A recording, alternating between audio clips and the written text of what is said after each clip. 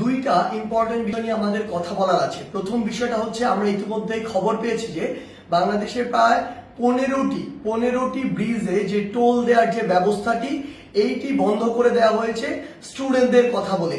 আমাদের জায়গা থেকে স্পষ্ট বার্তা, এটি রাষ্ট্রের একটি যে আয়, এই আয়ের একটি অংশ এই ব্রিজগুলোতে যে টোল দেওয়ার বিষয়টি।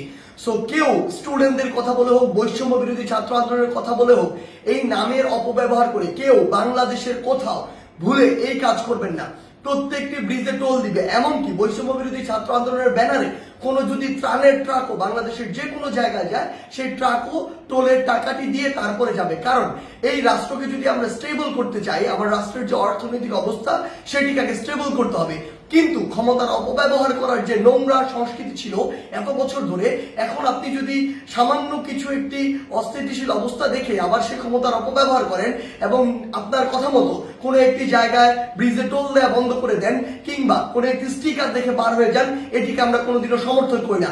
আমাদের জায়গা থেকে স্পষ্ট বার্তা, অবশ্যই প্রত্যেকটি ব্রিজে এই টোল যেটি সেটি টোল দিয়ে যেতে হবে। এবং আরেকটি হচ্ছে যেটি, যখন এই ব্রিজে কোনো একটি গাড়ি এভাবে ত্রাণের কথা বলে বা অন্য কোনো প্ল্যাটফর্মের কথা বলে টোল ছাড়া চলে যাচ্ছে, আরো অনেক গাড়ি আসলে টোল ছাড়া এইভাবে ওই গাড়ির সাথে চলে যাচ্ছে। এই যে অপসংস্কৃতিটি কিংবা ক্ষমতার অপব্যবহারের যে নোংরা বিষয়টি, এটি আমরা কখনোই সমর্থন করি না। রাষ্ট্রের যে আয়ের সেক্টরগুলো রয়েছে সেগুলো সুন্দরভাবে চলতে হবে রাষ্ট্রের সুন্দরভাবে চলার জন্য।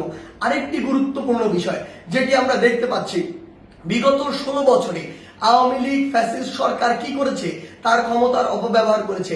আওয়ামী লীগ বাদে অন্যান্য যত রাজনৈতিক দল ছিল, ওই রাজনৈতিক দলগুলোকে বিভিন্ন মিথ্যা মামলা দিয়েছে, হয়রানি করেছে, চাঁদাবাজি করেছে, কিংবা তাদেরকে এলাকা ছাড়া করেছে, যেটিকে আমরা কখনোই সমর্থন করি না বলেই আজকে 16 বছর পরে হলেও ছাত্র জনতার গণঅভ্যুত্থানের মধ্য দিয়ে আওয়ামী লীগের পতন হয়েছে, আওয়ামী লীগ দেশ ছাড়া হয়েছে।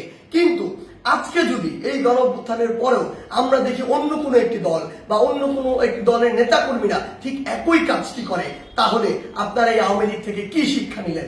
একটা জিনিস মনে রাখবেন, আমরা আসলে এই নির্যাতকের পরিবর্তন চাই না, আমরা এই নির্যাতনের যে সিস্টেমটি সেটির পরিবর্তন চাই। আমাদের জায়গা থেকে স্পষ্ট বার্তা, আপনাদের চোখের সামনে স্টিল জ্বলন্ত অনেকগুলো উদাহরণ রয়েছে, সেগুলো থেকে শিক্ষা নিন, না হলে জনগণ আপনাদেরকে আস্থা করে নিক্ষেপ করবে। আমরা যেন এটি না দেখি যে কাউকে আবারও মিথ্যা মামলার ওই চক্রটিতে যেতে হচ্ছে, কাউকে আবারও কোনো দোষ ছাড়া বিনা দোষে ঘর বাড়ি ছাড়া করা হচ্ছে, ঘর বাড়ি ভেঙে দেওয়া হচ্ছে, কিংবা তাদেরকে নির্যাতনের শিকার করা হচ্ছে, কিংবা আমরা শুনছি দেশের বিভিন্ন জায়গায় একটি চাঁদাবাজির নতুন চক্র গড়ে উঠছে। আমরা আপনাদেরকে স্পষ্ট করে বলতে চাই, আমরা আমাদের জায়গা থেকে বৈষম্য বিরোধী ছাত্র আন্দোলন এই সকল ক্ষমতার অপব্যবহারের বিপক্ষে, এবং আমরা এগুলোর বিপক্ষে সবসময় কথা বলে যাব। আপনাদের সহ আপনাদের যারা স্টেক হোল্ডার রয়েছে, যারা আপনাদেরকে এগুলো করার জন্য আসলে উৎসাহ দেয়, কিংবা আপনাদের ওই সমর্থক গোষ্ঠী যারা চুপ করে থাকে, তাদেরকে বলছি, জনগণ যদি একবার এই সকল সেন্টিমেন্টের বিরুদ্ধে দাঁড়িয়ে যায়, তাহলে আপনাদের অস্তিত্ব সংকটে পড়বে।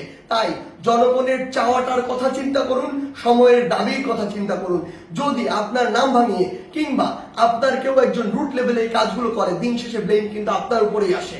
সো এই জিনিসটি মাথায় রেখে পুরো বাংলাদেশে এই যে নতুন আরেকটি 16 বছরের যে বিভিন্ন চিত্র ছিল, উদাহরণ ছিল, সেগুলোর যে নতুন আরেকটি এক্সটেনশন কেউ কেউ তৈরি করছে নতুন করে, কিংবা নতুন আরেকটি সংস্কৃতি কন্টিনিউ করার চেষ্টা করছে, আমাদের জায়গা থেকে স্পষ্ট বার্তা, আমরা এটি সমর্থন করি না। এবং আমরা অন্তর্বর্তীকালীন সরকারকে স্পষ্ট করে বলতে চাই, আইন শৃঙ্খলা রক্ষাকারী বাহিনীর মাধ্যমে, বিচার বিভাগের মাধ্যমে যারা এই মিথ্যা মামলা থেকে শুরু করে চাঁদাবাজি, নির্যাতন, হয়রানি, ঘরবাড়ি ভাঙচুর এরকম কোনো কিছুর সাথে জড়িত, তাদেরকে স্পষ্টভাবে আইনের আওতায় আনা হোক। বৈষম্য বিরোধী ছাত্র আন্দোলনের পক্ষ থেকে কিংবা ছাত্র জনতার পক্ষ থেকে এর প্রতি পূর্ণ সমর্থন রয়েছে। ধন্যবাদ।